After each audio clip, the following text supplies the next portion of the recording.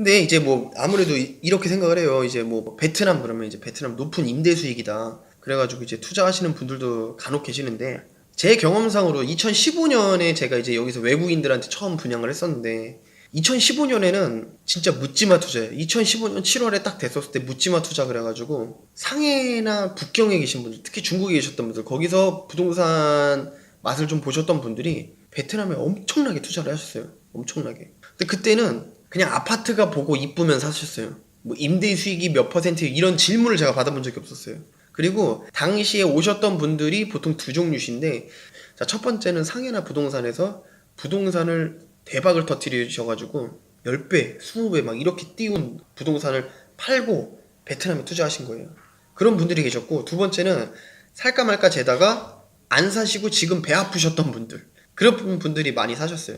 근데 당시 2015년에 그런 분들도 있었지만 2015년 7월 달에 딱 아파트 분양이 되면서 당시에 그 두 종류에 계셨던 분들과 또 한 분은 어떤 분이시냐면 아주 소수이지만 대기업 임원들이나 아니면 자산가들이 많이 오셨어요. 그러니까 뭐 이름 대면 딱 알만한 회장님들, 부회장님들이 오셔가지고 제가 상담을 해드린 적이 있었어요. 근데 그런 분들이 처음에는 한 분, 두 분 오시더니 한 2015년 말까지 되니까 굉장히 많이 오셨단 말이에요. 그분들도 여기 오셔가지고 다 상담을 하시고 뭐 부동산을 이제 몇 개 구입을 하셨죠. 근데 중요한 건 2016년 초반에서부터 2017년 초반 정도까지가 어떤 분들이 많이 오셨냐면 뭐 회사로 따지면 부장, 뭐 차장, 과장 뭐 이 정도의 레벨에 계시는 분들, 뭐 나이로는 40대 초반에서 40대 후반에 계신 분들이 굉장히 많이 오셨어요. 당시 2015년하고 확실히 고객들의 이 자산 가지고 있는 그 보유량 자체가 굉장히 달라요. 2017년에 잠깐 고객들이 이제 좀 투자를 망설이다가 2018년 초반이 되니까 또 갑자기 물밀듯이 오세요. 근데 또 2018년 초반엔 지금은 저가형 아파트를 많이 하시려고 하세요. 왜 저가형 아파트를 하냐? 이제 많은 분들이 이제 저가형 아파트를 요즘 2018년 돼가지고 선호를 하시는데, 물론 예전에 고가형 아파트를 많이 분양을 받으신 분들도 계시지만 지금 현재 저가형 아파트가 나오는데, 저가형 아파트 같은 경우에는 인테리어가 많이 안 들어가요. 그냥 일반적으로 베트남 사람들이 거주하려고 거기 사시는 거기 때문에 많이 안 들어가시고, 그리고 인테리어 비용이 많이 안 들어가니까 일단은 임대 수익이 조금 더 올라가는 편이에요. 실제로 저가형 아파트 같은 경우에 임대 수익이 한 7% 정도는 나오는 걸로 알고 있어요. 7%에서 한 8%까지도. 그리고 진짜 많은 것들이 있는데 진짜 많이 나오는 게 좀 엄청 멀리 있는 거거든요. 그런 거는 제가 지금까지 최고로 많이 본 게, 제가 설명드린 것처럼 분양가, VAT, 뭐 수선 충당비 다 포함해서 한 12%까지 나오는 것도 있어요, 있기는. 근데 그거는 제 간혹 가다가 저기 멀리서, 아주 멀리 뭐 공장 단지가 있는데 아파트는 그거 하나밖에 없고 이럴 경우의 얘기고, 대부분의 아파트는 지금 호치민 전반적으로 한 6%대에서 한 7% 정도 나온다고 생각하시면 됩니다. 지금 2018년에 오셔가지고 이제 저가형 아파트를 분양받으신 분들은 그때랑 지금이랑 질문 자체가 달라요. 그때는 이게 한 10년 뒤에 몇 배 정도 뜰 것 같아요, 이런 질문을 많이 받았는데, 요즘은 이게 임대 수익이 몇 퍼센트 정도 나올 것 같아요, 이 질문이 제일 많아요. 그래서 제가 오늘 이 주제로 가지고 말씀을 드린 건데, 이 임대 수익이라는 게 굉장히 민감한 부분이에요. 이 지금 현재 제가 아까 말씀드린 것처럼 다 전부 다 그런 건 아니지만 저가 아파트일수록 인테리어 비용이 안 들어가요. 저가 아파트일수록. 왜냐하면은 저가 아파트도 요즘은 기본적으로 다 어느 정도의 뭐 빌트인이 다 돼서 나오기 때문에 가구나 전자만 넣으면 되긴 하지만, 사실 가구 전자도 잘 안 넣으려고 하는, 임대료가 분양가 대비 사실 많이 나오는 편이에요. 조금 멀긴 하지만 많이 나오는 편이에요.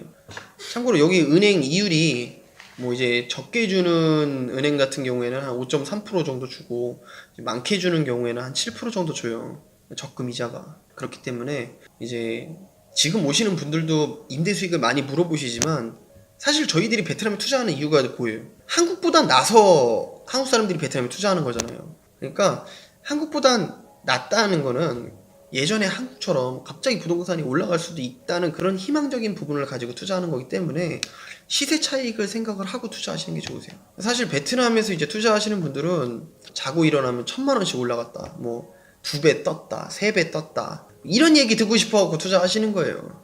임대 수익 7%, 8%에 여기 아무래도 여기 공산국가인데 그런 리스크를 가지고 여기다 투자하시려고 하시지 않으세요.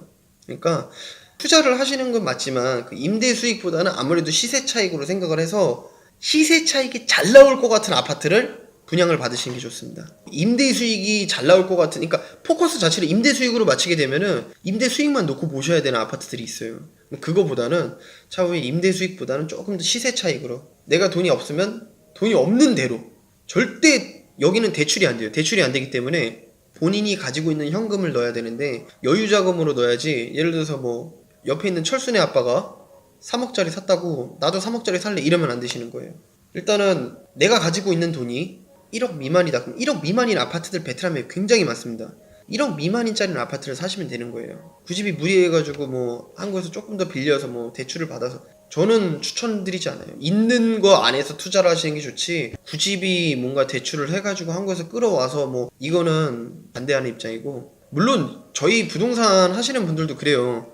제가 이렇게 얘기하면 그렇겠지만 비싼 거 팔면은 부동산 수수료도 분양사에서 되게 많이 나와요. 근데 비싼 거 파는 게 중요한 게 아니라, 제가 저번에도 말씀드렸지만 부동산 분양만 하는 게 아니라 분양도 하고 임대 세입자도 맞춰주고 그리고 차후에 그 아파트 매도도 해줘야 되고, 한 10년 정도는 같이 가야 되는 고객인 거예요, 저랑. 근데 그런 고객들한테 상대로 분양하는 거를, 이게 지금 당장에 분양하는 상품이 비싼 가격이고 수수료가 많이 나온다고 해서 이걸 팔면 안 되는 거죠. 근데 이제 많은 분들이 수수료가 많이 나오는 아파트를 많이 판매하는 경우가 있는데, 보통 수수료는 1% 받아요. 1%. 세일즈가 떨어지는 게 한 1% 정도가 되고, 회사로 떨어지는 거는 뭐 적게는 2.5%, 뭐 많게는 한 4, 5%까지도 받아요. 근데 대부분 세일즈들이 한 1% 정도를 받는데, 1%면 예를 들어서 3억에 1%면 300만 원이잖아요. 근데 저기 저가형 아파트 같은 경우에는 뭐 한 8천만 원이다 그러면 8천만 원짜리 하나 팔면은 80만 원이에요. 노력은 똑같이 하는데 80만 원짜리 수수료 받는다, 뭐 300만 원짜리 수수료 받는다. 당연히 300만 원짜리 팔고 싶겠죠. 근데 지금만 보고 그렇게 하시면 안 된다고 생각을 하고요, 저는 개인적으로. 그래서 일단은 베트남 부동산을 투자하시는 분들한테 제가 한 가지 조언을 드리자면은, 단기로 가져가는 상품보다는 결코 단기로 볼 수 있는 아파트는 아니다, 베트남이. 그래서 한 장기로 보셔야 되는데 그래도 한 10년 정도로 생각하시고 보셔야 된다 라고 생각하시면 되세요. 그러니까 단기보다는 장기, 그렇게 생각을 하셔야 되고, 전체적으로 이제 임대 수익보다는 아무래도 시세 차익으로 생각을 하셔가지고 진행을 하시면 될 것 같습니다. 자, 오늘도 감사하고요. 자, 오늘도 방송 들어주신 분들 감사합니다. 그리고 이제 궁금하신 부분, 베트남 부동산에 대해서 어떤 거든지 괜찮아요. 어떤 거든지 괜찮고, 이제 부동산 아파트라든지 뭐 토지라든지 상가, 그리고 뭐 임대는 어떻게 해야 되나요, 뭐 등등등 계속 저한테 댓글로 남겨주시거나 개인 카카오톡으로 주시면은 제가 그거를 또 추려가지고 한번 정리해서 동영상으로 만들어서 고객님들께 한번 말씀을 드릴게요. 언제든지 궁금하신 건 남겨주시고요. 베트남 부동산 투자 어렵지 않고, 그리고 실제로 기회의 땅입니다, 베트남은. 그렇기 때문에 많은 돈을 벌 수 있고 적은 금액으로 많은 돈을 벌 수 있는 곳입니다. 제 방송을 보시는 분들 중에 이제 간혹가다 20대도 있고 30대도 있는데, 20대 30대도 궁금하신 거는 언제든지 카톡으로 물어봐 주시고, 본인이 자산이 얼만큼 있는지 저한테도 얘기를 해주시면은 그거에 맞춰서 충분히 설명이 가능하니까. 그런 아파트들도 있어요, 실제로. 여기서 뭐 5천만 원짜리 아파트도 있고 하기 때문에 막 너무 어렵게 막 이렇게 생각하실 필요가 없으세요. 그리고 밑에 보시면 구독과 좋아요 항상 눌러주시기 바랍니다. 자, 오늘 하루도 영상을 시청해주신 여러분께 감사드립니다. 감사합니다.